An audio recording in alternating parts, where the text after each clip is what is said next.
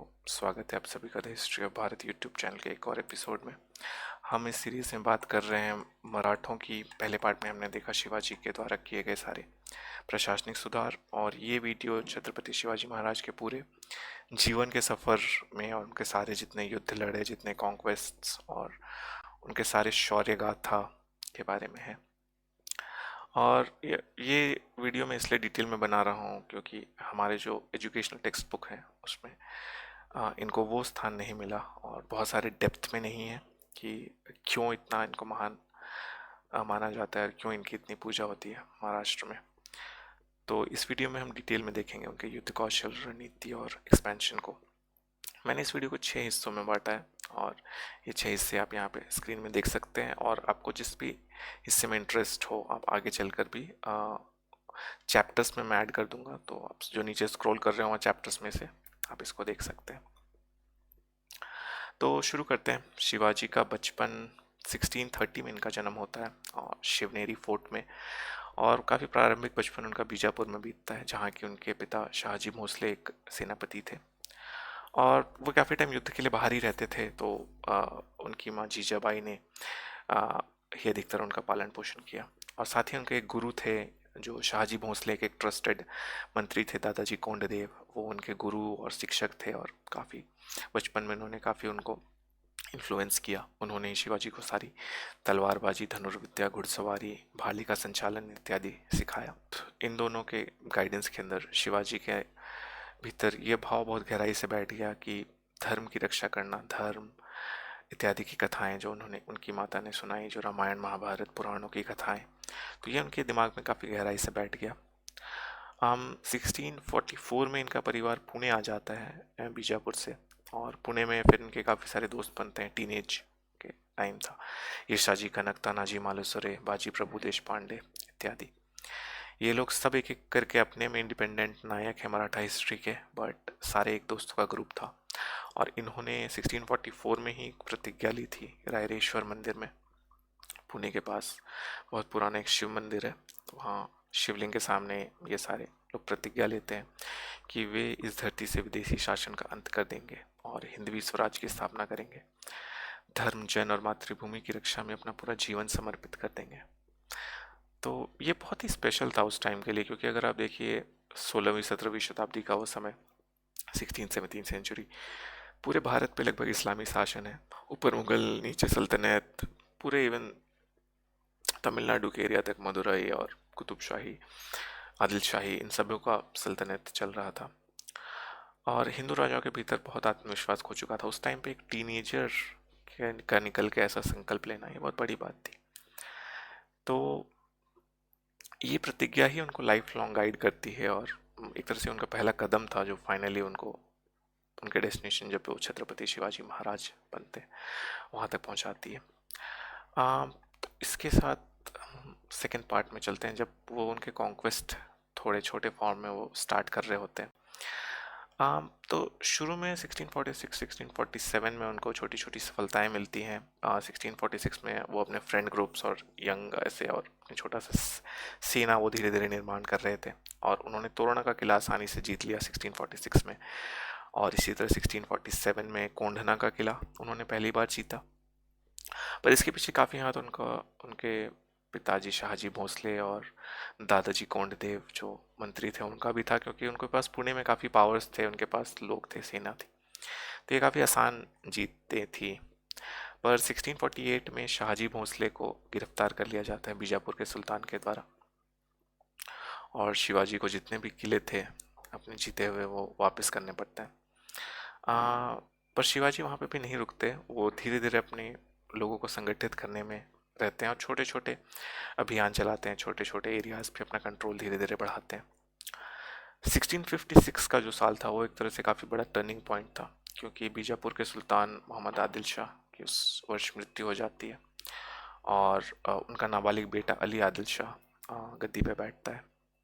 दिल्ली में भी कुछ उस टाइम पे हलचल का टाइम था, क्योंकि शाहजहां को उनके बेटे औरंगज़ेब ने कैद कर लिया था और एक तरह से दिल्ली का नियंत्रण अब औरंगज़ेब के हाथ में आ चुका था। शिवाजी भी इस अनरेस्ट के टाइम पे अपना मौका देखते हैं, और पश्चिम महाराष्ट्र में एक एरिया है, फॉरेस्टेड एरिया है पर पावरफुल एरिया था जावाली, उस क्षेत्र को वो अपने कंट्रोल में कर लेते हैं, बीजापुर की ये छोटी सी सेना ये सबको हराकर। और जो वहाँ जो एक नया किला बनाते हैं उसका नाम रखते हैं प्रतापगढ़, यानी वीरों की धरती। फिर वहाँ पर से बेस स्टैब्लिश करके अगले 2 साल तक वो फिर से जो तोरना और कोंढना के किले थे पहले, आ, पुणे से थोड़ी दूरी पर हैं ये, वो फिर से जीत लेते हैं। और ये खबर फिर बीजापुर के सुल्तान तक पहुंचती है, और जो नया यंग सुल्तान था अली आदिल शाह, उसको भी लगता है कि ये छोटा सा मराठा सरदार अब बहुत धीरे धीरे खतरा बनता जा रहा है। तो वो क्या करता है, अपने सबसे जो पावरफुल सेनापति थे अफजल खान, उनको भेजता है शिवाजी से बदला लेने। अफजल खान पहले तो एक बहुत हट्टा कट्टा 6 फुट 8 इंच का था। वो एक ट्रेंड रेसलर भी था, मतलब एक प्रशिक्षित पहलवान, और बहुत निर्दयी योद्धा उसको बोलते हैं। और रास्ते में भी वो पूरा तबाही मचाते हुए चल रहा था, गरीबों पे अटैक करना, गाँव को जला दिया, मंदिरों को तोड़ डाला।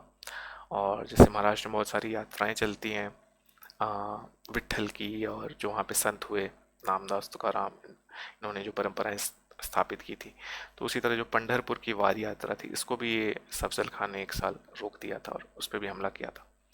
तो उसका उद्देश्य यही था कि वो एक तरह से, मतलब डराना तो चाह ही रहा था, शिवाजी को इंटिमिडेट करना, पर एक तरह से इरिटेट करना कि ये आ जाए मुझसे युद्ध करने।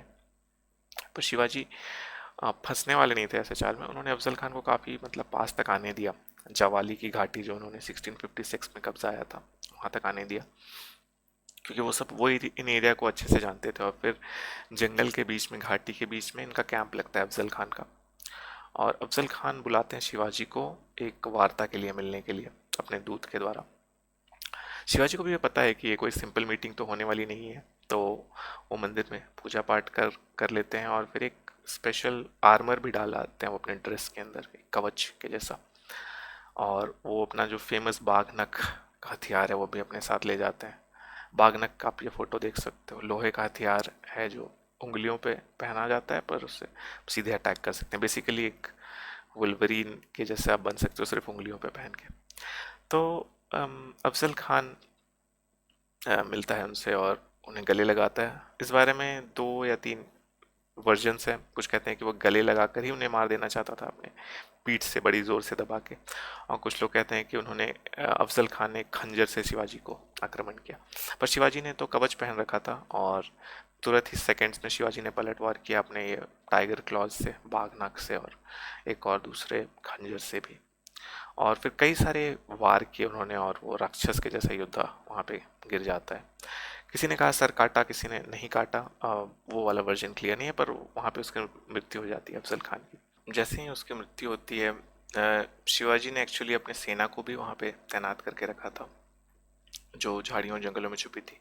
और शिवाजी ने एक संकेत देता है कि बिगुल बजाते हैं, और फिर जितनी भी वहाँ पे बीजापुर की सेना थी उस पर मराठे चारों तरफ से घेर कर उन पर अटैक करते हैं और ख़त्म कर देते हैं।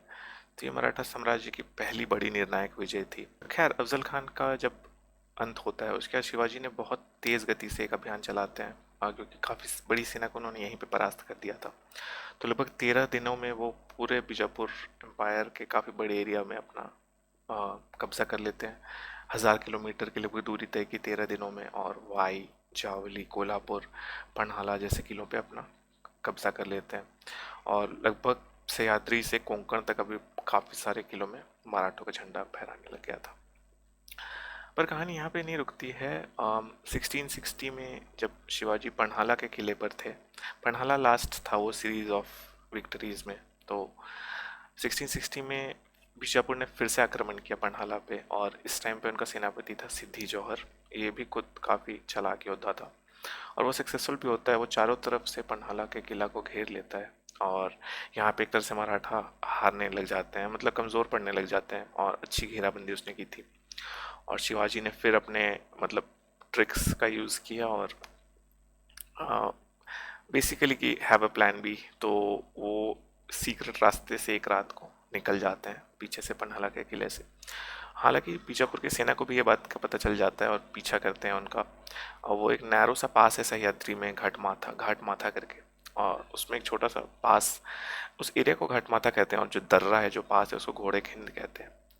वहाँ पे शिवाजी के सेनापति बाजी प्रभु देश पांडे ने शिवाजी को कहा कि आगे जाएं, और वो एक छोटी सी टुकड़ी के साथ वहाँ पे रुका रहा और उसने सारी की सारी जो बीजापुर की सेना थी उसको रोक दिया। वो क्योंकि एक संकीर्ण दर्रा था, एक नैरो पास अधिकतर ऐसे ही होता है वहाँ पर, अब बड़े फौज एक साथ पार नहीं हो सकते। आपने 300 में भी इसका एक एग्जाम्पल देखा होगा, जो इंग्लिश मूवी थी 300, उसमें भी बहुत कम सैनिकों ने मिलकर एक बड़े सेना को रोक दिया था।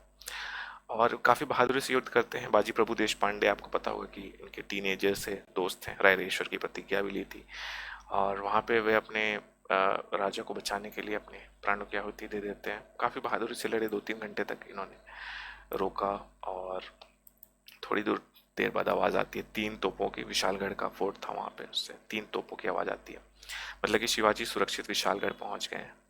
और फिर मुस्कुराते हुए उस टाइम पे बाजी प्रभु अपने जान दे देते हैं, गिर जाते हैं जमीन पर। तो और उस जगह का नाम घोड़ेखिंड से बदलकर पावनखिंड कर दिया जाता है, क्योंकि वहाँ पे शौर्य, त्याग और निष्ठा की ऐसी अमर गाथा लिखी गई थी। तो ये थे शिवाजी के कुछ प्रारंभिक वर्ष। अफसल वध तक मैंने एक चैप्टर रखा है। और अगर आप अभी तक देख रहे हैं, आपको वीडियो अच्छा लग रहा है, तो बिल्कुल प्लीज़ इस वीडियो को पहले लाइक कर ले एक बार और चैनल को सब्सक्राइब करें। फिर आगे के वीडियो पे आते हैं। आगे का पार्ट काफ़ी इंटरेस्टिंग है, क्योंकि अब मुगलों से सीधी टक्कर लेने जा रहे हैं। अभी तक हम देख चुके हैं कि शिवाजी सिर्फ शक्ति से नहीं, बल्कि चालाकी से और अपने नीति से, पॉलिसीज से, प्लानिंग से वे ज़्यादा जीत हासिल करते हैं।